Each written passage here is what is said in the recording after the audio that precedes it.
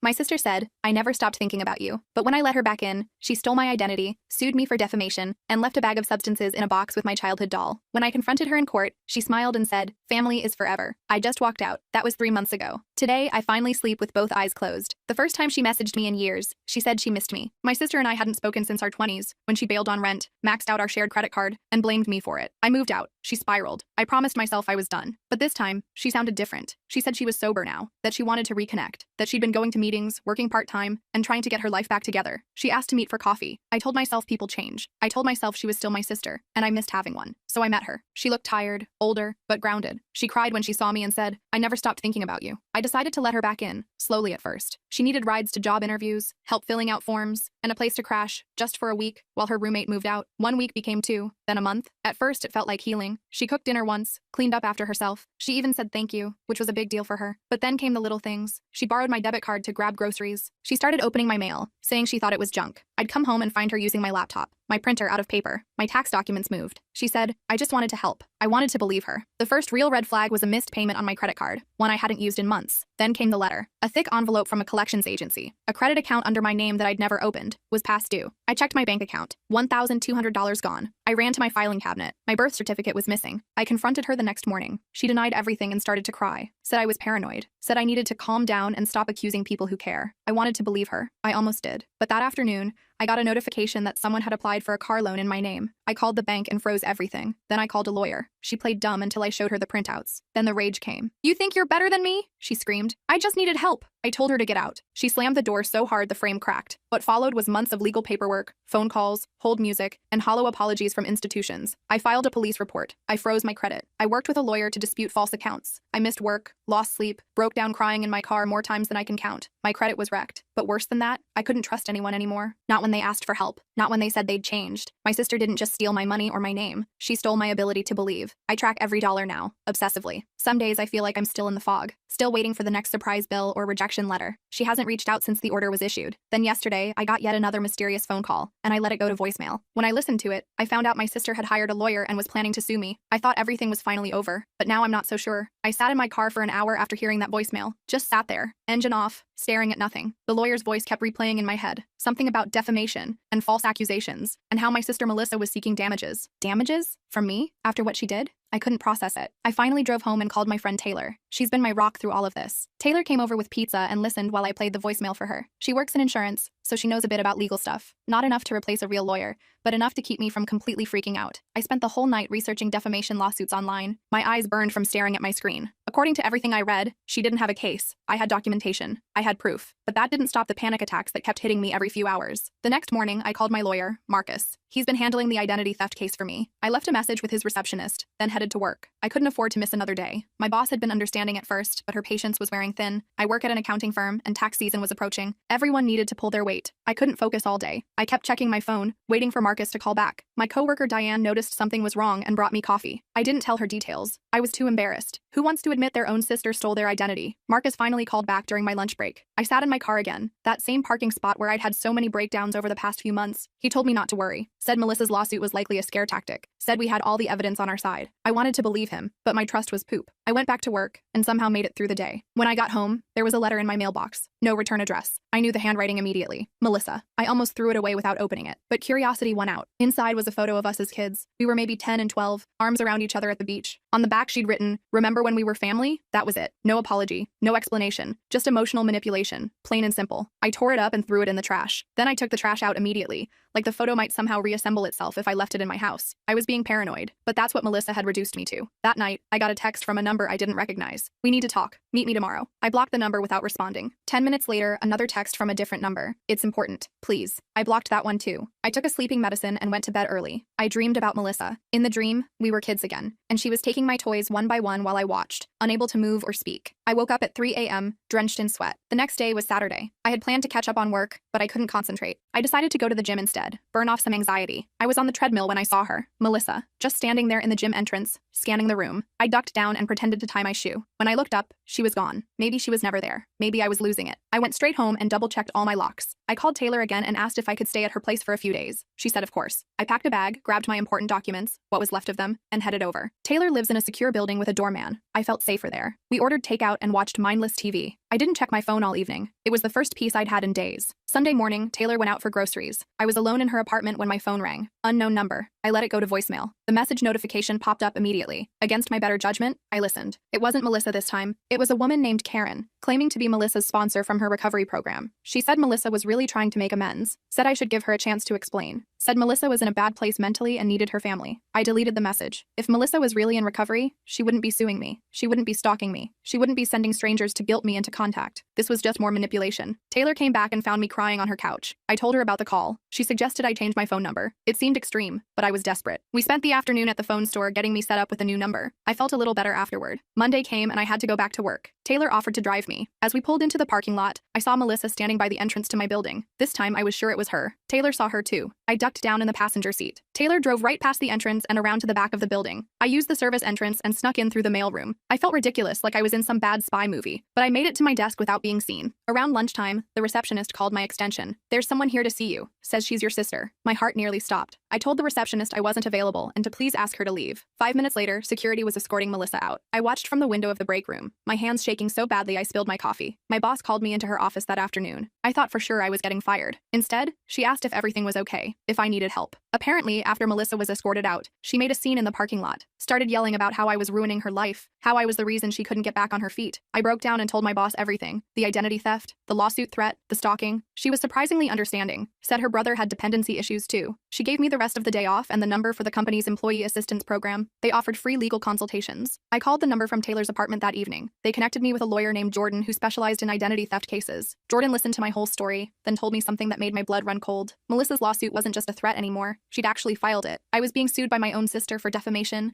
emotional distress, and something called tortious interference. I called Jordan back the next morning. I needed to understand what tortious interference even meant. Turns out Melissa was claiming I'd sabotaged her job prospects by telling potential employers about the identity theft. That was complete nonsense. I hadn't contacted anyone. I barely had the energy to get through my own workday, let alone track down her job applications. Jordan explained that we needed to file a response to the lawsuit within 21 days. The clock was already ticking. I'd need to gather all my documentation, police reports, credit bureau disputes, bank statements, everything. I spent that night at Taylor's dining table, sorting through papers and scanning documents to email to Jordan. Around midnight, Taylor's buzzer rang. We both froze. Nobody should be visiting at this hour. Taylor went to the intercom while I hid in the bathroom, feeling pathetic but genuinely scared. "There's a woman down here saying she needs to talk to her sister," Taylor told me after sending the visitor away. "She seems pretty messed up." I peeked out the window and saw Melissa pacing on the sidewalk below. She looked thin, jittery. She kept looking up at the building like she could somehow see through walls. Eventually she left, but I barely slept that night. The next day, I called in sick to work. I couldn't risk another confrontation. Jordan had advised me to document every unwanted contact from Melissa, so I started keeping a log. Date, time, what happened. It was depressing to see it all written down. Taylor had to go to work, so I was alone in her apartment. Around noon, my new phone rang. It was Marcus, my original lawyer. He'd received the lawsuit paperwork and wanted to coordinate with Jordan. They were going to tag team my defense. I felt a tiny bit of relief knowing I had two professionals in my corner. Just as I hung up, Taylor's buzzer rang again. I ignored it. Then my phone dinged with a text from Taylor. "Don't answer door. M is here again. Called building security." I peeked out the peephole just in time to see Melissa being led away by the building's security guard. She was shouting something I couldn't make out. I slumped against the door, heart racing. How did she even know I was staying with Taylor? I'd been so careful. When Taylor got home that evening, we had a serious talk. She was worried about my safety, and honestly, so was I. Melissa seemed to be escalating. Taylor suggested I stay with her sister Susan in the suburbs for a few days. Susan had a spare room and lived in a quiet neighborhood. Maybe Melissa wouldn't think to look for me there. I agreed and packed my things again. I was becoming a professional nomad at this point. Taylor drove me to Susan's place that night. Susan was nice, if a bit awkward around me. I was a stranger bringing drama into her home after all, but she made up the guest room and showed me where everything was. The next morning, I had a video call with both lawyers. They explained our strategy. We would countersue for harassment and file for a more permanent restraining order. The temporary one clearly wasn't working. They also suggested I start therapy. The emotional toll was obvious, even through a computer screen. I spent the day working remotely from Susan's dining room. It was quiet there. No mysterious phone calls, no unexpected visitors. For the first time in weeks, I completed a full day's work without interruption. I almost felt normal. That evening, Susan invited her neighbor Dakota over for dinner. Dakota was a police officer, though she was off-duty and in regular clothes. I had a feeling Susan had arranged this on purpose, but I didn't mind. Dakota gave me practical safety advice without making me feel like a victim. She suggested I vary my routines, be aware of my surroundings, and document everything. She also showed me how to check for tracking devices on my car, which hadn't even occurred to me. After dinner, I checked my email and found a message from an address I didn't recognize. The subject line was Family Matters. I almost deleted it as spam, but something made me open it. It was from Melissa. "I know you're hiding," she wrote, "but we need to talk face to face. I'm not the bad guy here. You've turned everyone against me. Mom and Dad would be so disappointed in you. Our parents had died in a car accident when I was 25 and Melissa was 23. It was after their death that her substance use had really accelerated. Bringing them into this felt especially low. I forwarded the email to Jordan and Marcus, then tried to put it out of my mind. Susan and I watched a cooking show until my eyelids got heavy. I thanked her for her hospitality and went to bed. The next day was Friday. I decided to go into the office. I couldn't hide forever, and I had meetings that were better handled in person. Dakota offered to drive me, since she was heading that way anyway. I accepted gratefully. Work went surprisingly well. My boss checked in on me, but otherwise treated me normally, which I appreciated. I had lunch with my coworker Diane, who kept the conversation light. By the end of the day, I was feeling almost optimistic. That changed when I walked to the bus stop after work. A car pulled up beside me and the passenger window rolled down. Melissa was in the driver's seat. "Get in," she said. "We need to talk." I kept walking, heart pounding. She drove slowly alongside me. "I'm serious," she called out. "This has gone too far. Just give me 5 minutes." People were starting to stare. I quickened my pace, pulling out my phone to call Dakota. Before I could dial, Melissa accelerated and pulled ahead of me, then swerved to the curb and got out. She blocked my path on the sidewalk. Up close, she looked worse than before. Her eyes were red-rimmed, her movements jerky, but she wasn't slurring or stumbling. This wasn't substances. This was desperation. "You're ruining my life," she said, her voice low but intense. "I'm trying to get better, and you're making it impossible." I told her to leave me alone, that we could only communicate through our lawyers now, that she needed to stop following me. She laughed, a harsh sound with no humor in it. "You think you're so perfect. You always have. But I know things about you, things you wouldn't want people to know." A bus pulled up then, and I darted around her to board it. I didn't even check if it was the right route. I just needed to escape. Through the window, I watched her kick a trash can, then get back in her car. I called Dakota as soon as I found a seat. She told me to get off at the next stop and wait for her. 20 minutes later, she picked me up and drove me back to Susan's. I filed another police report that evening, adding it to my growing collection. The weekend passed without incident. I stayed at Susan's, worked on my case with the lawyers via email, and tried to relax. By Sunday night, I was feeling brave enough to go back to my own apartment. I missed my space, my things. Dakota offered to check the place out first, make sure it was secure. We drove over together Monday morning. Everything looked normal from the outside. Dakota did a thorough sweep, checking closets, under the bed, behind the shower curtain, all clear. She helped me change my locks before heading to work. I spent the day cleaning and doing laundry. It felt good to be productive, to reclaim my space. I ordered groceries for delivery rather than going out. Jordan called with an update. We had a court date for the restraining order hearing, 2 weeks away. I could manage 2 more weeks. That night, I slept in my own bed for the first time in over a week. I woke up feeling rested, almost hopeful. I got ready for work, grabbed my keys, and opened my front door. There was a small box on my welcome mat. No shipping label, no markings, just a plain cardboard box. I nudged it with my foot. It was light, not ticking or anything ominous. Still, I was wary. I picked it up carefully and brought it inside. I used a blade to slit the tape and open the flaps. Inside was a doll. Not just any doll, but Miss Penny, my childhood toy. Her yarn hair was matted, her button eyes mismatched from repairs. I hadn't seen her in decades. I thought she'd been lost in one of our many childhood moves. Under the doll was a note in Melissa's handwriting. "Remember who really took care of you when Mom and Dad were fighting? Remember who protected you? I saved her for you all these years. I've always looked out for you, even when you didn't know it." I sat on my kitchen floor, holding Miss Penny. Memories flooded back. Melissa had been different when we were kids. Protective, kind even. Before the substances, before the lies. For a moment, I felt a pang of sadness for what our relationship could have been. Then I noticed something else in the box. A small plastic bag with white powder, and another note. "In case you want to relax for once in your uptight life." I dropped the bag like it was on fire. This was a new low. Was she trying to frame me? Get me hooked too? I called Dakota immediately. She came over and took the substances, promising to dispose of them properly. She suggested I install a doorbell camera. I ordered one that same day. At work, I received a call from a number I didn't recognize. Against my better judgment, I answered. It was Karen again, Melissa's supposed sponsor. "Please," she said. "Melissa is really struggling. She's trying to make amends, but she feels like you've shut her out completely." I told Karen about the box, about the substances. There was a long silence. "That's not part of any recovery program I know," she finally said. She sounded genuinely shocked. "I'm so sorry. I didn't know." Before hanging up, she told me Melissa had been attending meetings irregularly, that she'd show up, share tearful stories about her cruel sister, then disappear for weeks. Karen had believed her. Many people in the group had. They'd been giving her money, places to stay. I felt a weird mix of vindication and sadness. Melissa was still manipulating people, still lying. But now I had another ally who'd seen through her. The doorbell camera arrived and I installed it that evening. I felt a little safer knowing I could see who was at my door before opening it. I even slept through the night without waking up in a panic. The next morning, my phone blew up with text messages from coworkers. Apparently, Melissa had shown up at my office again, this time with flyers. She'd been handing them out in the parking lot before security stopped her. The flyers had my picture and wild accusations, that I was a substance dealer, that I'd stolen from our parents before they died, that I was mentally unstable. My boss called me directly. She was sympathetic but concerned. The company had clients coming in that day. They couldn't have someone distributing defamatory materials on their property. She suggested I work from home until things settled down. I agreed. humiliated. I'd done nothing wrong, yet I was the one being punished. I packed up my laptop and some files, then asked Dakota if she could pick me up. I didn't want to risk running into Melissa in the parking lot. Dakota arrived 20 minutes later. As we drove away from my office building, I spotted Melissa's car across the street. She was just sitting there, watching. Dakota saw her too and made a sudden turn, losing her in traffic. Back at my apartment, I checked my doorbell camera footage. Melissa had been there at 5 a.m., leaving the box. The camera had captured her clearly. I sent the footage to both lawyers and the police,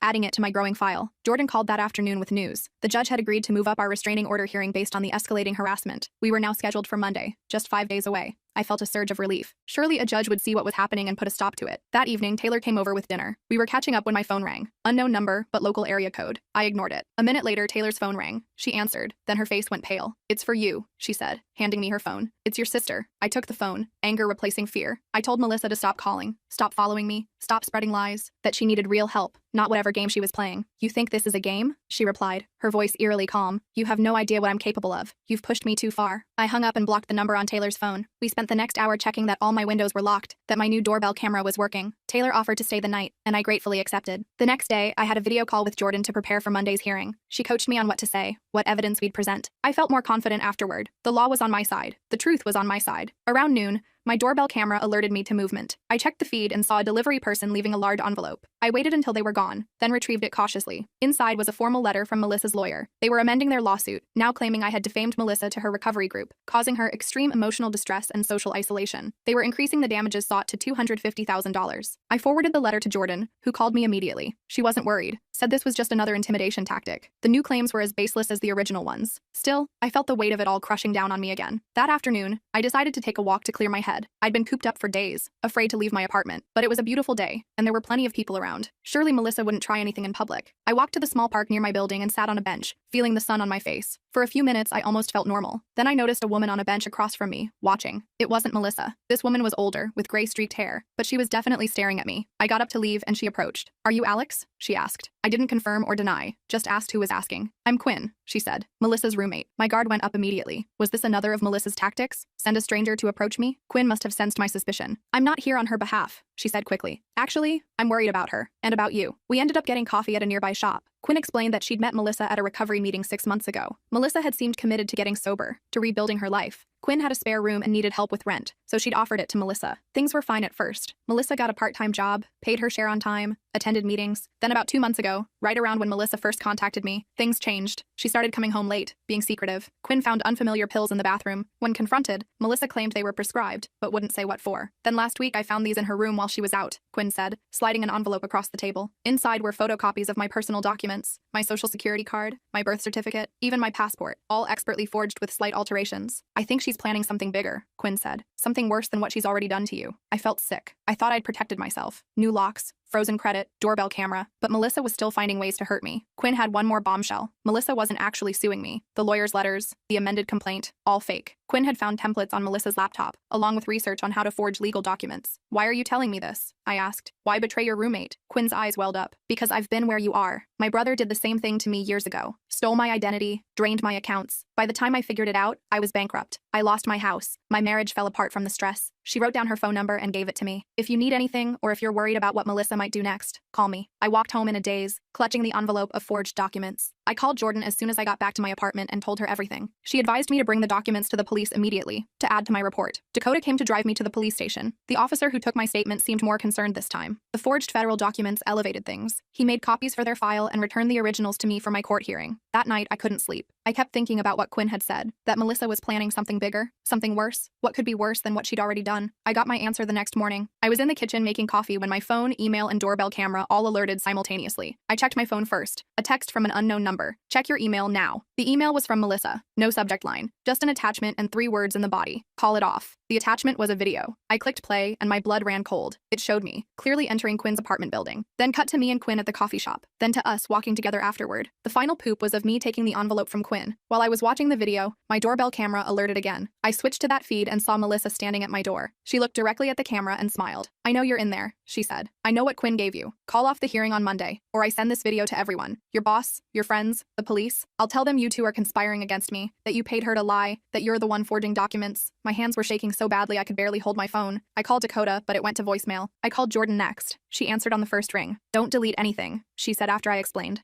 Save the video, the text, everything. This is actually good for us. She's just given us evidence of blackmail on top of everything else. I felt marginally better after talking to Jordan, but still shaken. Melissa had been following me, filming me. How long had this been going on? What else did she have? I spent the day gathering all my evidence for Monday's hearing. Bank statements showing the stolen money, police reports, the forged documents from Quinn, the doorbell camera footage, the blackmail video and text. It made a substantial pile. That evening, my doorbell camera alerted again. This time it was Taylor looking worried. I let her in, and she hugged me immediately. Quinn called me, she said. She's been trying to reach you all day. I turned off my phone after the blackmail text, not wanting to deal with any more messages from Melissa. Taylor explained that Quinn had gone home after our coffee meeting to find her apartment ransacked. Melissa had figured out Quinn had betrayed her and had destroyed her things in retaliation. Quinn's staying with her sister now, Taylor said. She wanted me to tell you she's still planning to testify on Monday. She's not backing down. I felt a surge of gratitude for this woman I barely knew, who was risking so much to help me, and for Taylor, who'd stood by me through all of this. The weekend crawled by. I jumped at every noise, checked my doorbell camera obsessively, but there was no sign of Melissa. No more texts or emails. The silence was almost worse than the harassment. What was she planning? Monday morning arrived and I dressed carefully for court. Professional, but not flashy. Jordan had coached me on this too. I wanted to look like the responsible sister, the victim, not someone vindictive or unstable. Taylor drove me to the courthouse. Dakota met us there, along with Quinn. We all entered together, a small army of support.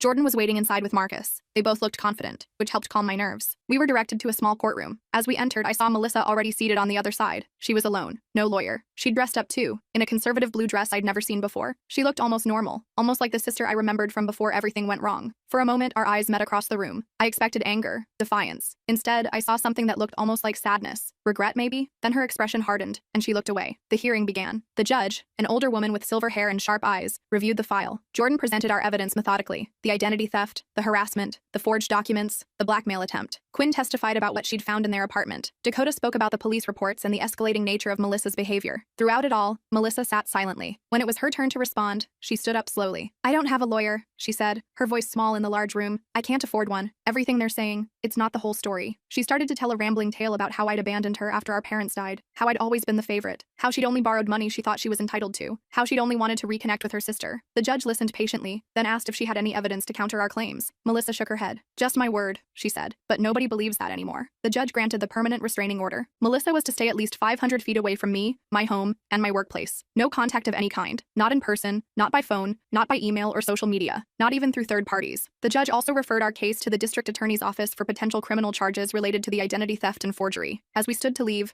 Melissa suddenly called out my name. The judge warned her about violating the order. Melissa nodded, then looked directly at me. "This isn't over," she said quietly. "Family is forever." I felt a chill run down my spine at Melissa's words. The bailiff stepped between us and Jordan quickly ushered me out of the courtroom. In the hallway, Taylor, Dakota, and Quinn surrounded me like bodyguards. I was shaking so bad I could barely walk. "She can't hurt you anymore," Jordan said, squeezing my shoulder. "The order is crystal clear. One violation and she's looking at prison time." I nodded, but couldn't shake Melissa's final words. Family is forever. It wasn't a reconciliation attempt. It was a threat. We all went to lunch after court. Everyone tried to keep the conversation light, but I couldn't focus. I kept checking over my shoulder, half expecting to see Melissa lurking nearby. Quinn noticed and moved seats so she was blocking my view of the door. Small gesture, but it helped. "What happens now?" I asked Jordan between bites of a sandwich I wasn't tasting. "We wait," she said. "The DA will review the evidence for criminal charges. Could take weeks, though. The system isn't exactly speedy." Great. More waiting. More looking over my shoulder. More jumping at shadows. I went back to work the next day. My boss welcomed me back and didn't mention the whole Melissa drama, which I appreciated. My coworkers were less subtle. I caught whispers, saw conversations stop when I walked into the break room. Diane brought me coffee and asked directly if I was okay. I gave her the short version. She seemed genuinely sympathetic. The rest of the week was quiet. Too quiet. No sign of Melissa. No mysterious packages. No calls from unknown numbers. I should have been relieved, but instead, I felt like I was waiting for the other shoe to drop. I checked my doorbell camera obsessively, changed my email password daily, drove different routes to work. The hypervigilance was exhausting, but I couldn't turn it off. The weekend came, and Taylor insisted I join her and some friends for dinner. I almost canceled 3 times, but eventually forced myself to go. It was actually nice. For a few hours, I forgot about Melissa and just enjoyed normal conversation about movies and restaurants and other people's normal problems. Sunday morning, I woke up to a text from Quinn. "Check your email. Don't freak out." I opened my email with shaky hands. There was a message from Quinn with a forwarded email from Melissa. She'd contacted Quinn asking for help moving her stuff out of their shared apartment. Said she was leaving town, moving to Arizona to stay with a cousin, starting fresh. I didn't believe it for a second. This was exactly the kind of fake out Melissa would pull to get me to let my guard down. I called Quinn immediately. "Is this for real? She's actually leaving?" Quinn wasn't sure either. She'd agreed to let Melissa get her things, but only with her brother present as a witness. She promised to let me know how it went. Later that day, Quinn confirmed Melissa had indeed packed up all her belongings, left her key on the counter, even paid her portion of the utility bill in cash. Quinn's brother had watched the whole thing and reported that Melissa seemed subdued, almost defeated. "She asked about you," Quinn told me. "Wanted to know if we were still in touch." I didn't answer. I thanked Quinn for the update but reminded myself not to get too comfortable. This could all be part of some elaborate scheme. Monday came, and I threw myself into work. Tax season was ramping up, and the distraction was welcome. I stayed late, catching up on everything I'd fallen behind on during the court drama. It was nearly 8 p.m. when I finally headed home. I was unlocking my apartment door when I noticed something off. The door wasn't fully closed, just slightly ajar. I froze, keys in hand. Had I forgotten to lock it that morning? No way. I'd been double-checking everything. I backed away slowly, pulling out my phone to call Dakota. Before I could dial, I heard a crash from inside my apartment. Someone was definitely in there. I ran down the hall to my neighbor Alex's door and knocked frantically. Alex was a big guy who worked as a bouncer on weekends. He answered, took one look at my face, and immediately understood something was wrong. I explained the situation in a whispered rush. Alex grabbed a baseball bat from behind his door and followed me back to my apartment. The door was now wide open. Alex went in first, bat raised. I stayed in the hallway, phone ready to call 911. A minute later, Alex called out that it was clear. No one was inside. I entered cautiously. My apartment looked like a tornado had hit it. Drawers pulled out and emptied. Furniture overturned, pictures smashed. In the kitchen, someone had emptied every container in my pantry onto the floor and poured dish soap over the mess. But the worst was my bedroom. Written on my wall in what looked like red lipstick were the words, "Family is forever."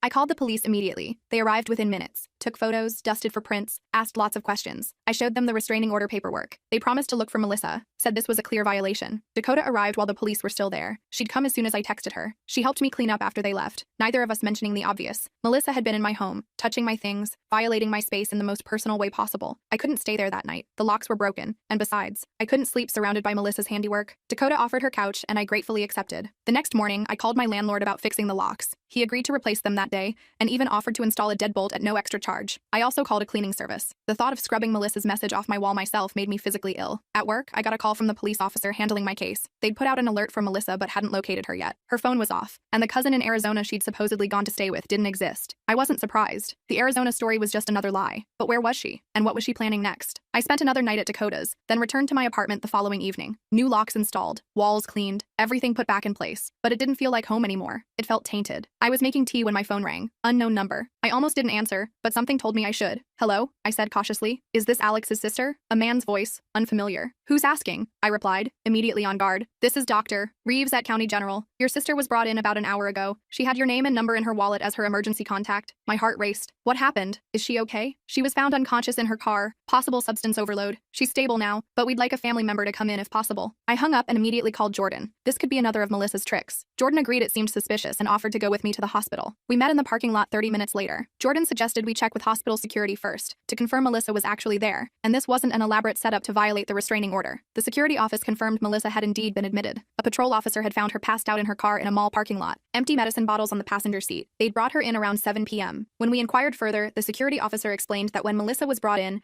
the police had searched her car and found evidence linking her to both the identity theft and the recent break-in at my apartment. There were copies of my personal documents, a notebook with detailed plans, and even the red lipstick used to write on my wall. The officer who made the discovery had recognized Melissa's name from the previous police reports I'd filed and immediately connected the cases. This explained how the breaking and entering charge was added to her list of offenses. A nurse escorted us to Melissa's room. There was a police officer stationed outside her door, which surprised me. The nurse explained that they'd found forged prescriptions in Melissa's purse. She was under guard until she was well enough to be transferred to prison. Seeing Melissa in that hospital bed was jarring. She looked small, pale, with tubes and wires connecting her to various machines. For a moment, all I saw was my little sister, the girl who used to climb into my bed during thunderstorms because she was scared. Then I remembered the message on my wall, the stolen money, the forged documents, the months of harassment and fear. I steeled myself. Melissa's eyes fluttered open as we approached. She looked confused, then focused on me. A weak smile spread across her face. "You came," she whispered. "I knew you would." Jordan stepped forward. "We're only here to inform the hospital that there's a restraining order in place. They should have been notified by the police, but we wanted to make sure." Melissa's smile faded. She looked past Jordan to me. "Can we talk? Just for a minute, please?" I hesitated. Jordan shook her head slightly, warning me, but I needed closure, needed to understand. "1 minute," I said. "Jordan stays." Melissa nodded weakly. I moved closer to the bed, still keeping some distance. "I'm sorry," she said, her voice barely audible. "For everything. The apartment. The messages. I was so angry, so jealous of your normal life." I didn't respond. Sorry didn't begin to cover what she'd done. "I'm going away for a while," she continued. "The prescriptions, they're going to press charges, and I violated the restraining order. I know that." "Why?" I finally asked. "Why did you do all this? We could have had a relationship, a real one." I was willing to try. Tears leaked from the corners of her eyes. "I don't know. I thought I could control it this time. The lying, the stealing. But once I started, I couldn't stop. And then I was in too deep. It wasn't really an answer, but maybe there wasn't one that would ever make sense to me. I'm leaving town for real this time," she said, "when they let me out. I promise you'll never see me again." I'd heard promises from Melissa before. They never meant anything, but looking at her now, I almost believed her. The officer stepped into the room then, informing us that visiting hours were over. I nodded, ready to leave. Melissa caught my hand as I turned away. I really am sorry, she whispered. I know you can't forgive me. I wouldn't either. I gently pulled my hand away and left without looking back. Outside, Jordan asked if I was okay. I wasn't sure how to answer. I wasn't okay exactly, but I felt something I hadn't in months, a weightlifting, the beginning of an end. The next few weeks passed in a blur. Melissa was charged with multiple crimes: forgery, prescription fraud, violation of a restraining order, breaking and entering. She pleaded guilty to all charges. The judge sentenced her to 18 months, with mandatory substance treatment. I didn't attend the sentencing. Jordan went and reported back, said Melissa looked resigned, didn't make excuses, accepted the punishment without complaint. I slowly started rebuilding my life, changed all my passwords, ordered new credit cards, set up fraud alerts on all my accounts, practical steps to protect myself, just in case. But I also started doing things I'd been afraid to do. I went out with friends, took a weekend trip to visit my college roommate, even went on a date with a guy Diane from work introduced me to. It wasn't love at first sight, but it was nice, normal. 3 months after the hospital visit, I received a letter from a rehab facility in another state. Inside was a handwritten note from Melissa. Part of her treatment program, she explained. Making amends. She didn't ask for forgiveness, didn't ask me to write back, just acknowledge the pain she'd caused and the steps she was taking to make sure she never hurt anyone like that again. At the bottom, she'd written, I know words mean nothing coming from me, but I am sorry, and I will stay away. I read the letter twice, then filed it away. I didn't feel the need to respond. Maybe someday I would, maybe not. The important thing was that the choice was mine. 6 months later, I moved to a new apartment. Not out of fear this time, but because I found a place I liked better. Bigger windows, closer to work, a fresh start. Taylor and Dakota helped me move. Quinn came by with housewarming gifts, new towels and a doormat that said welcome in 3 languages. We ordered pizza and drank cheap wine and laughed about normal things. That night, after everyone left, I sat alone in my new living room. No doorbell camera footage to check, no need to look over my shoulder, just me, in a space that was mine, untainted by fear. I still think about Melissa sometimes. Wonder if she's staying sober, if she's found some peace. I don't wish her ill, I just wish her far away from me. The trust issues linger. I'm still careful with my personal information, still hesitate before letting new people into my life. Some scars don't fade completely, but I'm not defined by what happened anymore. I'm not just the woman whose sister stole her identity. I'm me again, older, warier, but still me. And that, more than anything, feels like victory.